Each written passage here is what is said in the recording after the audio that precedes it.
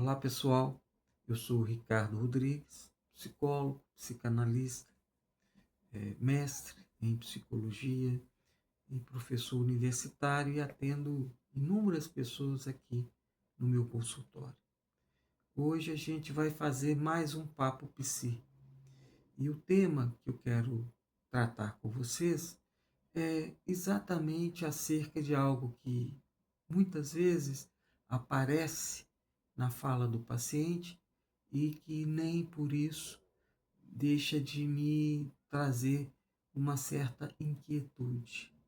É um fenômeno repetitivo, mas ao mesmo tempo muito implicativo ao nosso ofício de escutar as pessoas falando do seu mal-estar.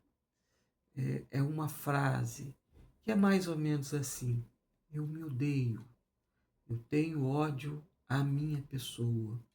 E muitas vezes a gente contrapõe a essa frase pesada, carregada de angústia, de sofrimento, de mal-estar, e que por vezes revela, né, revela mesmo uma trajetória existencial marcada por inúmeros acontecimentos, digamos, terríveis, duros, difíceis, mas a gente precisa dar conta de escutar isso, né? E às vezes eu indago ao paciente, mas o que há em você que revela que você possa ser odiado, né? E a pessoa muitas vezes não sabe dizer, como se aquilo fosse uma coisa intransponível, uma coisa da qual nem se pode falar porque a palavra não alcança, né? Essa é uma questão que diz sobre essa pessoa, o eu, como que ela se vê, como ela se entende, como ela se percebe. Nós aqui no campo da psicanálise sabemos bem que o eu, ele não é uma totalidade, né? Ele é cindido, ele é dividido, e ele tenta, portanto, nesse campo conflitivo de se fazer, lidar com o outro, com as coisas do mundo, com o próprio desejo, com o que pode, o que não pode, o que se quer, e, enfim, todas essas circunstâncias que são constitutivas da própria condição de termos um aparelho psíquico, de termos sexualidade, linguagem, afetividade, história e tudo mais. Então, eu penso que o nosso trabalho, o nosso ofício, é fazer falar. Que ódio é esse? É indagar.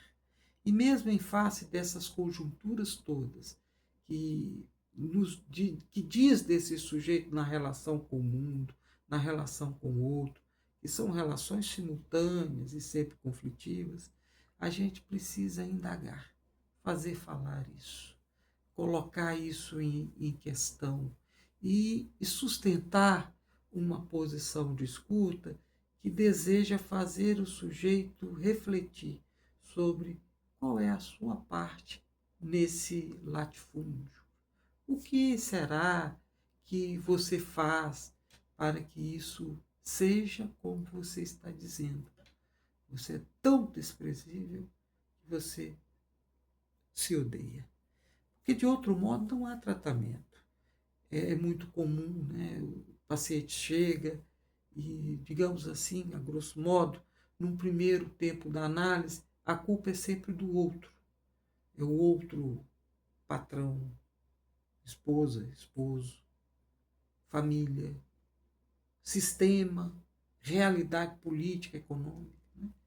E nesse lugar o sujeito ele parece ter muito pouca responsabilidade e capacidade de lidar com o que ele faz ou deixa de fazer para que a vida seja tão dura a ponto dele se odiar, né?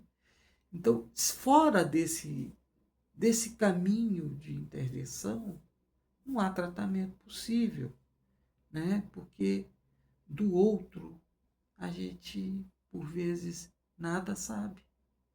objetivamente, ou pelo menos nós não temos os instrumentais para fazer o outro mudar, para que a gente possa, quem sabe, estar melhor, mais feliz com a própria vida, mais capaz de lidar com os impasses.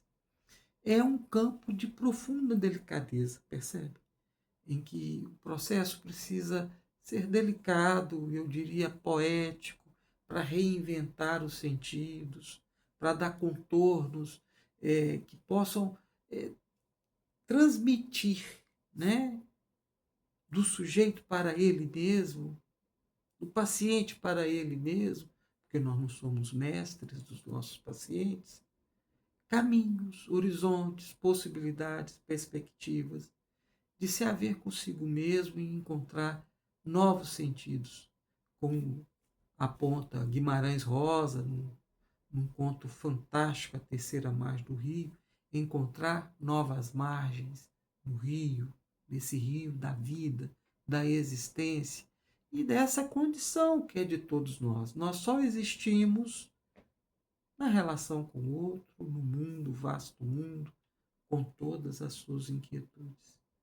Então, eu até pretendo falar mais sobre isso em outros momentos, e eu estou aqui à disposição de quem se aventura a falar da vida, para que a vida, quem sabe, fique melhor. E quem se interessar pode me encontrar para atendimentos pessoais e online. O meu número é 27 981 39 45 13. Eu vivo aqui em Vitória, Espírito Santo, e estou à disposição de quem quiser tratar de si nessa delicada condição que é de todos nós de viver e de viver melhor. A psicanálise só tem essa função, a meu ver, né? Viver melhor é possível. Viver melhor não significa não ter impasses, dificuldades, mas, ainda assim, é um empreendimento absolutamente estratégico para, quem sabe, produzir um pouco mais de felicidade ao invés de ódio de si. Grande abraço a todos, até e obrigado pela atenção.